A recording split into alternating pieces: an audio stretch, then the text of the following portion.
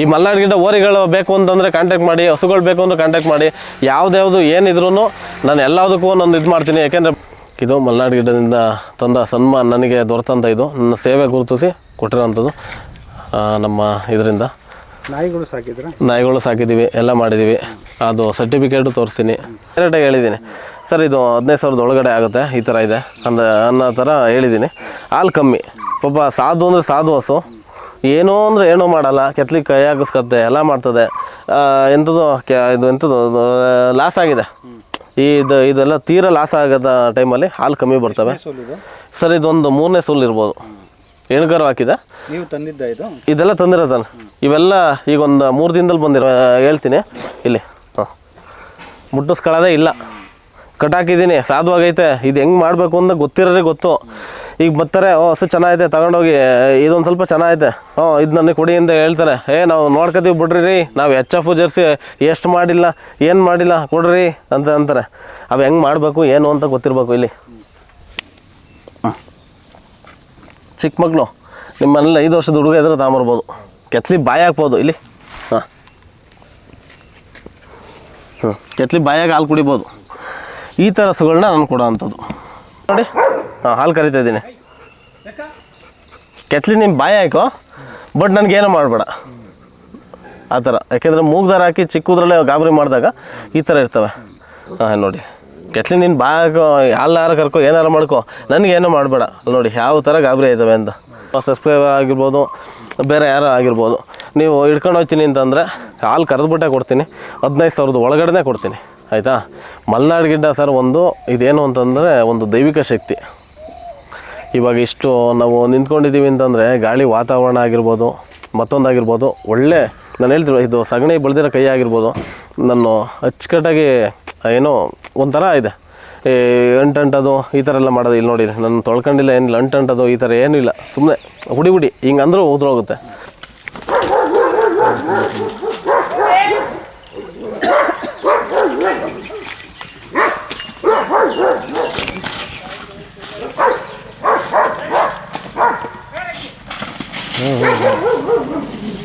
ನನ್ನ ಹೆಸರು ಶರತ್ ಗೌಡ ಅಂತೇಳಿ, ಎಲ್ಲರೂ ಗೂಳಿ ಶರತ್ ಗೌಡ ಅಂತ ಕರೀತಾರೆ. ಯಾಕೆಂದರೆ ಗೂಳಿಗಳೇ ಜಾಸ್ತಿ ಇದ್ದಾವೆ ನನ್ನ ಹಸುಗಿದೆ ಅಂತ.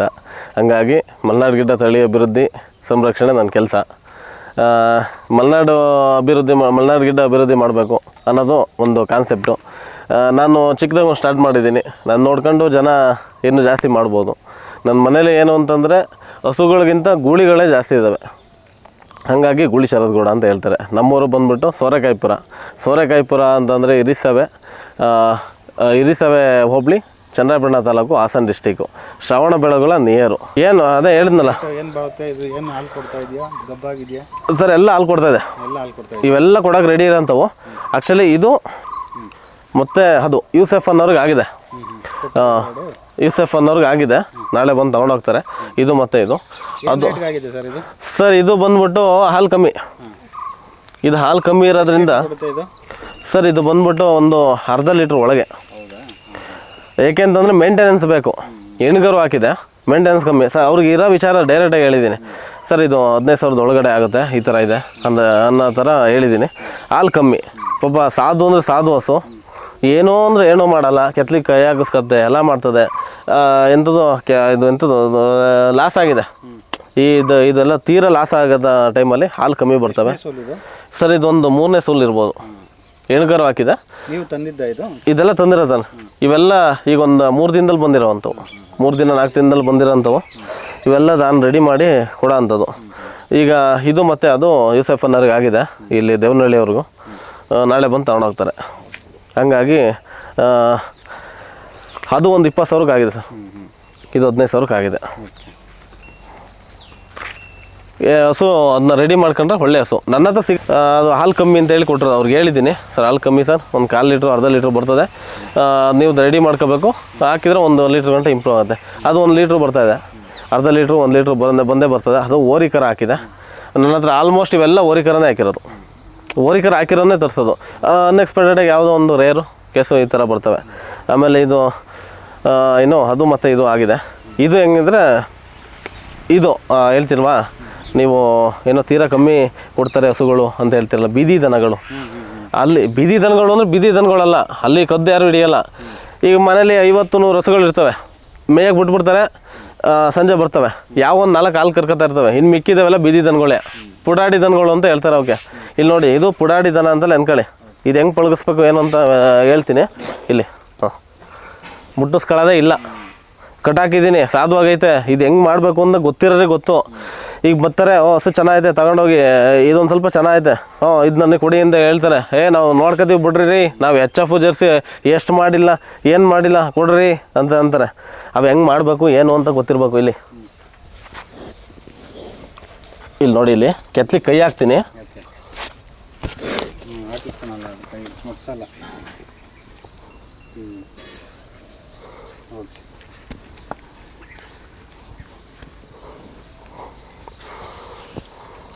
ಹೆಂಗೆ ಮಾಡಬೇಕು ಏನು ಮಾಡಬೇಕು. ಈಗ ಫಸ್ಟ್ ಸ್ಟಾರ್ಟಿಂಗೇ ಏನು ಅಂತಾರೆ, ಹನುಮಾನ ಅವಮಾನ ಅಂತ ಈ ಥರ. ಇಲ್ಲಿ ಇದು ಗುದಿಯ ಅಂಥದ್ದು. ಈಗ ಹೋಯ್ತಿದ್ದಂಗೆ ಇದು ಮಾಡ್ತದೆ. ಅದಾದಮೇಲೆ ಅವಾಗವಾಗ ಹಿಂಗೆ ಕೆತ್ತಲಿ ಕೈ ಹಾಕಿ ಸುಮ್ಮನೆ ನಿಂತ್ಕೊಳ್ತದೆ. ಅವಾಗ ದೇಹದೆಲ್ಲ ಮಾಡ್ತದೆ. ಇದ್ರಲ್ಲಿ ಹಾಲು ಕರಿಬೇಕು ಅಂದರೆ ವಿಶೇಷ ಹೆಂಗೆ ಅಂತ ಹೇಳ್ಕೊಡ್ತೀನಿ. ಇಲ್ಲಿ ಇಲ್ಲಿ ಆಯಿತಾ. ಈ ಕರಿತನೇ ಒದೆಯ ಅಂಥದ್ದು ಇವೆಲ್ಲ ಮಾಡ್ತವೆ. ಇವು ಒಂದು ಸ್ವಲ್ಪ ಬಿಡಾಡಿದನ, ಆಯಿತಾ.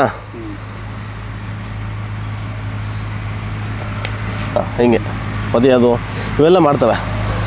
ಇವನ್ನೇನು ಮಾಡ್ತೀನಿ, ಏಕೆಂದರೆ ತೀರಾ ನಾನು ಕಾಡು ದನಗಳು ತರಲ್ಲ. ಇವು ನೋಡ್ತೀನಿ ಪಳಗಿಸೋಕ್ಕಾಗುತ್ತೆ ಇಲ್ಲ. ಈಗ ಒಂದು ಲೋಡಲ್ಲಿ 2 ದನ ಬರೋಕ್ಕಾಗೋದು. ಇಲ್ಲಿಗೆ ಮಲೆನಾಡಿಂದ ಇಲ್ಲಿಗೆ 2 ದನ ಪರ್ಮಿಷನ್ ಕೊಡೋದು, 2 ದನ ಬರೋದು. ಈಗ ನಾನು 20 ದನ ಬೇಕು ಅಂದರೆ 10 ದನ ತರ್ತಾರೆ. 10 ದನ ತಂದಾಗ ಈ ಥರದ ಒದೆಯೋದು ಇವೆಲ್ಲ ಆದಾಗ ನಾವೇನು ಮಾಡೋದು, ಕಷ್ಟಪಟ್ಟು ತೀಡಿ ಒದಿಸ್ಕೊಂಡು ಈ ಥರ ಎಲ್ಲ ಮಾಡ್ಕೊಂಡು ಮಾಡಬೇಕು.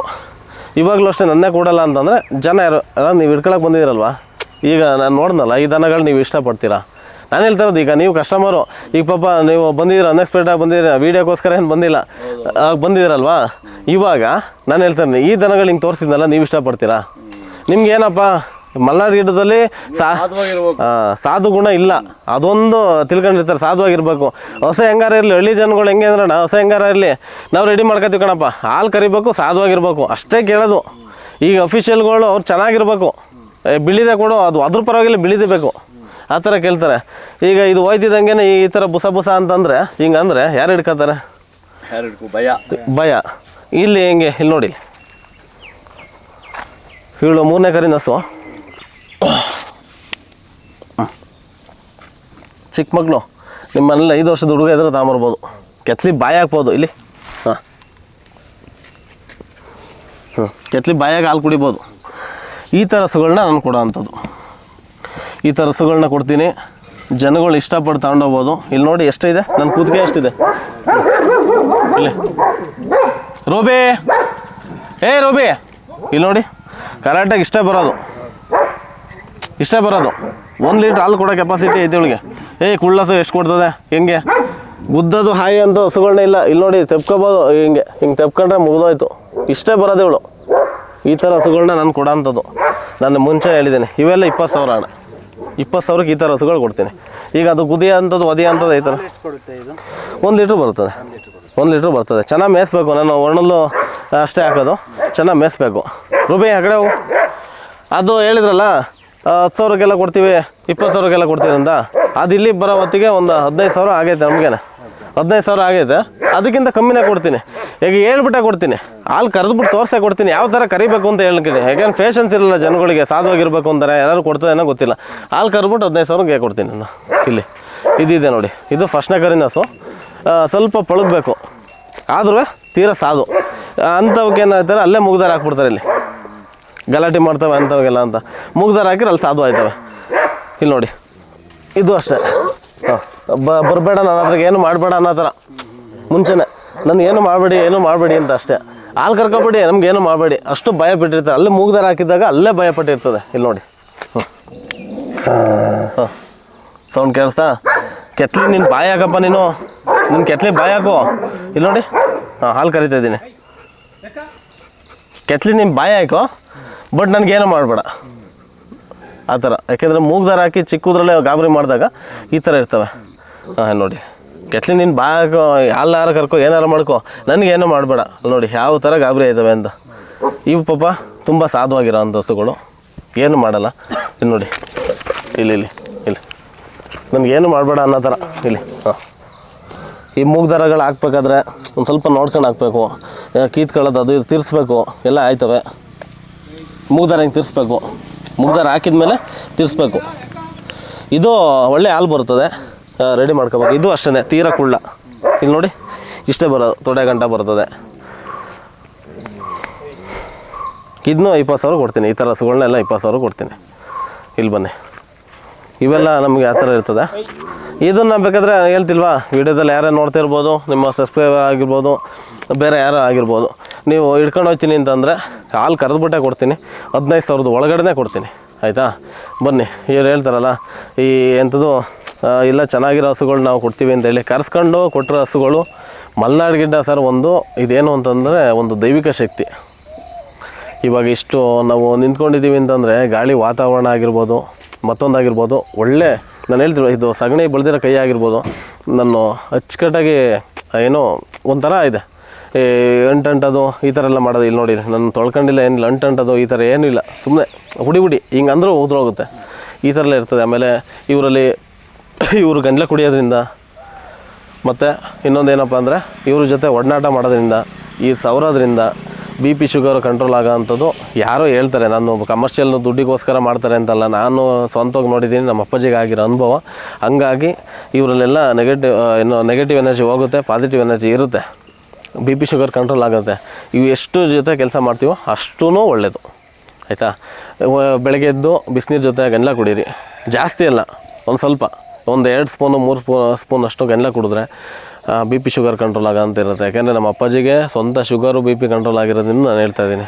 ನೀವು ತಗೊಂಡೋಗಿ ಅನುಭವ ಮಾಡಿ. ಆಮೇಲೆ ಮಕ್ಳುಗಳಿಗೆ ಹಾಲು ಕುಡಿಸೋದು, ಅವ್ರ ಜೊತೆ ಅವನ್ನೇ ಮಕ್ಳುಗಳನ್ನೇ ಬಿಡಿ, ಹಾಲು ಕರೆಯೋಕ್ಕೆ ಮಕ್ಳುಗಳನ್ನೇ ಬಿಡಿ. ಹಾಗಾಗಿ ಅವೇ ತಾಯಿ ಆಗ್ಬಿಡ್ತವೆ, ಮಕ್ಳುಗಳೇ ತಾಯಿ, ಇವೇ ಕರು, ಈ ಥರ ಆಗ್ಬಿಡ್ತದೆ. ಅವ್ರ ಜೊತೆ ಒಡನಾಟ ಆದಾಗ ಇನ್ನೂ ಮಕ್ಳುಗಳಿಗೂ IQ ಪವರ್ ಜಾಸ್ತಿ ಆಗೋದು, ಈ ಥರ ಎಲ್ಲ ಇರ್ತದೆ. ಹಾಲು ಕುಡಿಯೋದ್ರಿಂದ ಒಳ್ಳೆಯದು ಇದು, ಅಷ್ಟು ಮಾತ್ರ ಹೇಳ್ಬಲ್ಲೆ. ಯಾಕೆಂದರೆ ಹಾಲು ಕುಡಿಯೋದು ಒಳ್ಳೇದು ಅಂತ ಹೇಳ್ಬಿಟ್ಟು ಇಂಡಿ ಪಿಟ್ಸ್ ಹಾಕೊಂಡು ಮತ್ತು ಇನ್ನೊಂದು ಇದು ಮಾಡೋದು ಬೇಡ. ಹಲೋ, ಹಾಂ ಹೇಳಿ. ಶರತಣ್ಣ, ಹಸು ಅವೇ ಕಣಪ್ಪ. ಅದೇ ಮಾಮೂಲಿ ಪೂಜೆಗೆ ಹೆಚ್ಚು ಕಡಿಮೆ ಹಾಕೊಡ್ಬೇಕು ನೀವು. ಹೆಚ್ಚು ಕಮ್ಮಿ ಅಂದರೆ ಅಕ್ಕೆ ಒಳಗೆ ಮಾಮೂಲಿ ಚೆನ್ನಾಗಿ ಒಂದು ಬನ್ನಿ ಹಾಕೊಡೋಣ.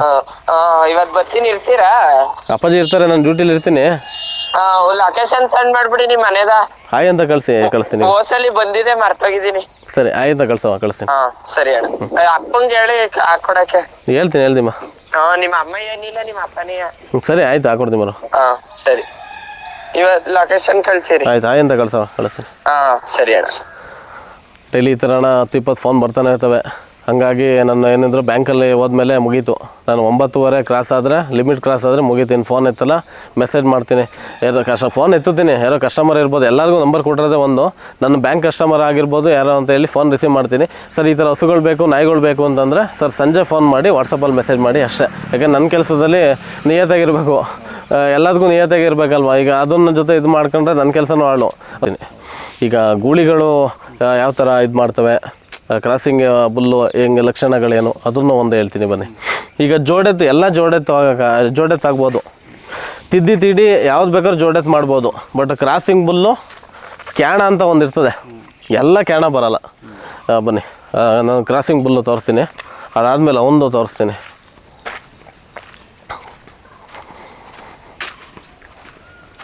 ಸುಮ್ಮನೆ ಬೀದಿ ಬಿಟ್ಟ ತಕ್ಷಣ ಅವಕ್ಕೆಲ್ಲ ರೋಷ ಬರ್ತದೆ ಅಂತಲ್ಲ, ಅವ್ನು ನೋಡೋ ಲಕ್ಷಣನೇ ಆ ಥರ ಇರಬೇಕು ಕ್ರಾಸಿಂಗ್ ಬುಲ್ಲು. ಈಗ ಅಲ್ಲಿ ಹೋರಿ ಬದೈತೆ, ಅಲ್ಲಿ ಹಸು ಬಂದೈತೆ ಅಂದರೆ ಇಲ್ಲೇ ಗುಟ್ರೆ ಆಗ್ತಾನೆ, ಅಂತ ಹೇಳ್ತಾನೆ. ಅಲ್ಲೊಂದು ಏನೋ ಹಸು ಬಂದೈತೆ ಅಂತ ಅಂದರೆ ಆಟೋದಲ್ಲಿ ಹಾಕೋ ಬರ್ತಾರೆ, ಇಲ್ಲೇ ಗುಟ್ರಿಗೆ ಆಗ್ತಾನೆ. ಅದು ಕ್ರಾಸಿಂಗ್ ಬುಲ್ಲು. ಅಲ್ಲಿ ಅದು ಓಡಾಡೋ ಲಕ್ಷಣ ಆಗಿರ್ಬೋದು, ಕ್ಯಾಣ ಭುಜ ಎತ್ತೋದು ಆ ಥರ, ಅದು ಕ್ರಾಸಿಂಗ್ ಬುಲ್ಲು. ಇದೇ ಏಜು ಇಲ್ಲಿ ನೋಡಿ, ಅಲ್ಲಿ ನಿಂತ್ಕೊಳ್ಳೋ ಸ್ಟೈಲ್ ಆಗಿರ್ಬೋದು, ಮತ್ತೊಂದಾಗಿರ್ಬೋದು. ಆಮೇಲೆ ಅವನಂತೂ ಮುಟ್ಟೋಕ್ಕೂ ಆಗಲ್ಲ, ಅಷ್ಟು ರ್ಯಾಶ್ನೆಸ್ಸು. ಇವಾಗ ಒಂದು ಸ್ವಲ್ಪ ಮಗ್ಗವನೇ, ಪರವಾಗಿಲ್ಲ, ಅಷ್ಟು ರ್ಯಾಶ್ನೆಸ್ ಇರ್ತದೆ. ಅವ್ನು ಹಿಡ್ದು ಮೂಗ್ದಾರ ತೀರಿಸ್ಬೇಕು ಅಂತಂದರೆ ಅದು ಬೇರೆ ಥರನೇ ಇರ್ತದೆ. ನೀವು ನೋಡ್ತೀನಿ ಅಂದ್ರೆ ಬೇಕಾದ್ರೆ ಅದನ್ನು ತೋರಿಸ್ತೀನಿ, ಬಟ್ ಹುಷಾರಾಗಿ ಇದು ಮಾಡ್ಕೋಬೇಕು ಅಷ್ಟೇ. ಒಂದು ಹಿಡಿದು ಮೂಗ್ದಾರ ತೀರ್ಸೋದು ಭಾರಿ ಕಷ್ಟ ಇದೆ, ಯಾರೂ ಮುಟ್ಟಲ್ಲ, ನಾನು ಒಬ್ಬನ ಬಿಟ್ರೆ. ತೀರ ಸಾಧು, ಒಂದು ಸ್ವಲ್ಪ ಭಯ, ಇದು ರೋಷ ಅಂದರೆ ಬೀಜದೋರಿಗೆ ಕ್ಯಾಣ ಇದ್ರೇ ಬೀಜದೋರಿ, ಹಂಗಾಗಿ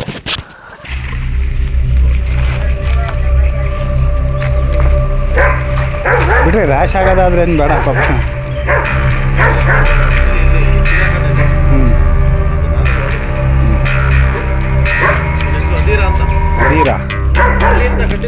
ಹದೀರಾ ನೋಡಿ KGF ಅಂತ ಕಟ್ಟಿದ್ದೀನಿ. ಓಕೆ. ಹಾಂ ಹಾಂ ಹಾಂ.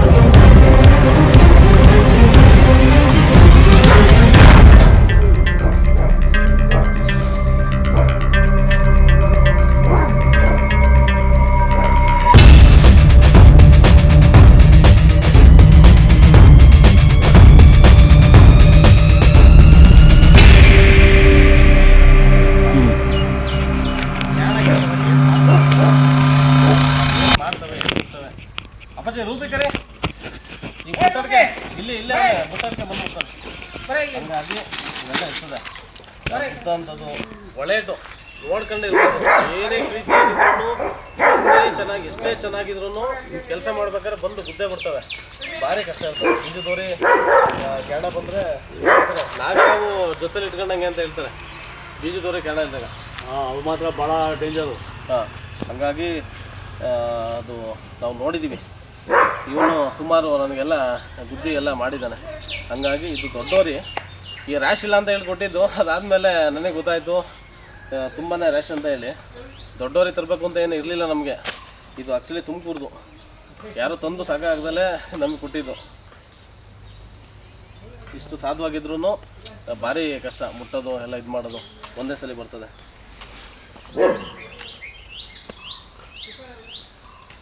ಬಿಟ್ಬಿಟ್ಟು ಹಿಡಿಯೋದು ಭಾರಿ ಕಷ್ಟ, ಒಂದೇ ಸಲ ತೆಗ್ದೇಸೋದು ಎಲ್ಲ ಮಾಡ್ತದೆ.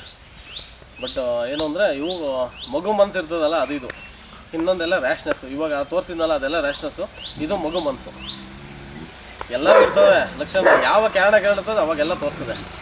ಸೈಡಿಗೆ ಬಂದ್ಬಿಡಿ, ಈಗ ಬಿಟ್ಟಡಿಗೆ ಇದು ಮಾಡ್ತಾರೆ.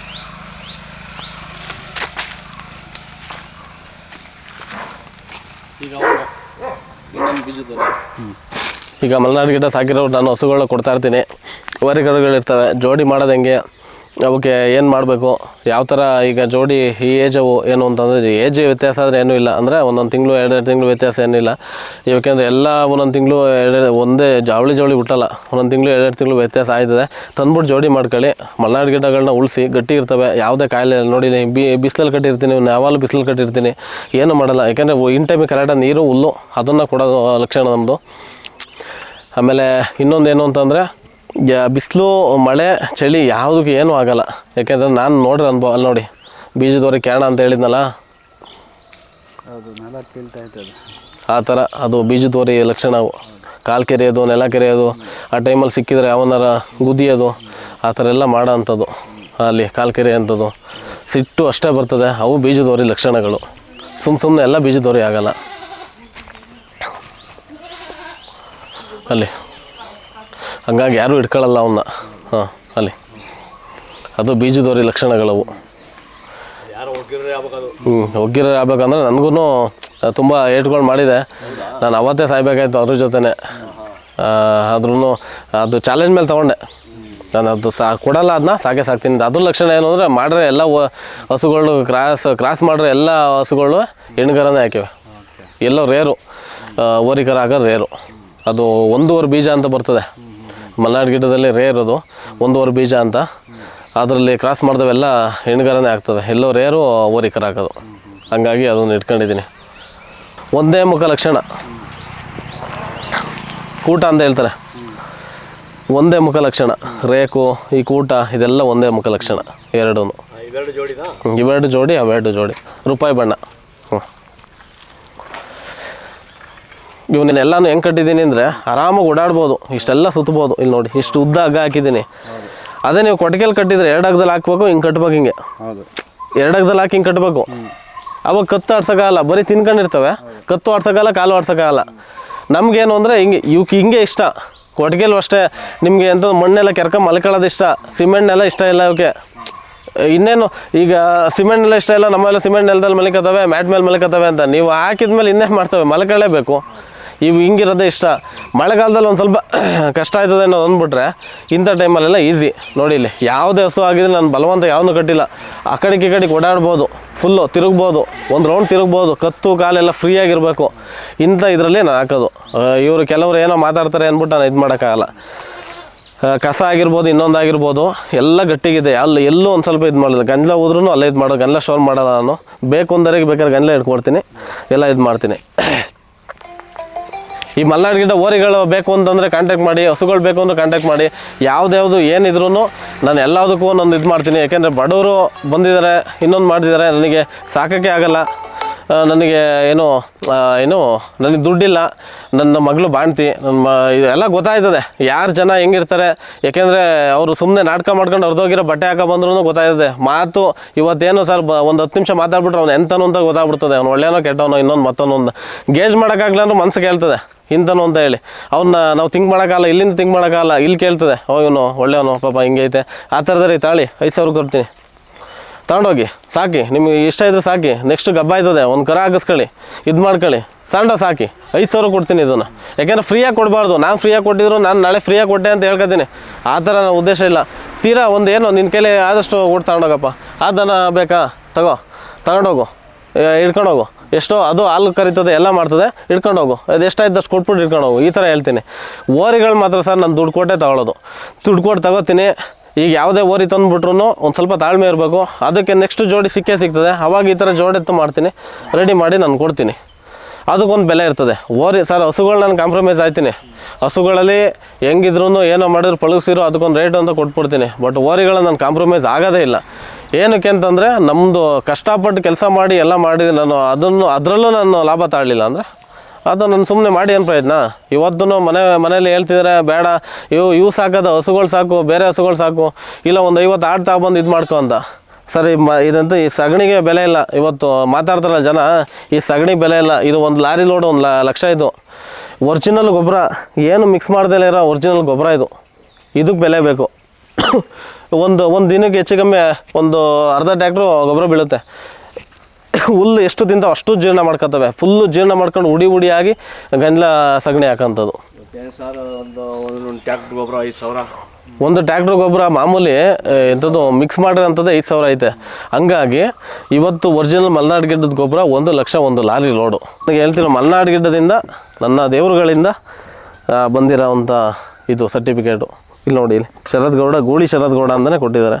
ಹಂಗಾಗಿ ಎಲ್ಲ ಜಾತ್ರೆಲಿ ಎಲ್ಲ ಇದರಲ್ಲೂ ಅಷ್ಟೇ ನಾನು ಎಲ್ಲರಲ್ಲೂ ಪ್ರೈಸ್ ಮಾಡ್ತೀನಿ. ಆ ಪ್ರೈಸ್ಗಳ್ನೂ ಬೇಕಾದರೆ ನಾನು ತೋರಿಸು ಅಂದರೆ ಹೇಳಿದೆ, ಆ ಪ್ರೈಸ್ಗಳೆಲ್ಲ ತೋರಿಸ್ತೀನಿ. ಮಲೆನಾಡು ಗಿಡ್ಡದಲ್ಲೇ ತಂದಿರೋಂಥ ಇದು ನಾನು ಹೆಸರು ಮಾಡಿರೋದೇ ಮಲೆನಾಡು ಗಿಡ್ಡ. ಇದು ಮಲೆನಾಡು ಗಿಡ್ಡದಿಂದ ತಂದ ಸನ್ಮಾನ ನನಗೆ ದೊರೆತಂಥ ಇದು ನನ್ನ ಸೇವೆ ಗುರುತಿಸಿ ಕೊಟ್ಟಿರೋಂಥದ್ದು. ನಮ್ಮ ಇದರಿಂದ ನಾಯಿಗಳು ಸಾಕಿದ್ದೀವಿ, ಎಲ್ಲ ಮಾಡಿದ್ದೀವಿ. ಅದು ಸರ್ಟಿಫಿಕೇಟು ತೋರಿಸ್ತೀನಿ. 1 ನಿಮಿಷ ಬನ್ನಿ, ಮನೆ ಒಳಗಡೆ ಬನ್ನಿ.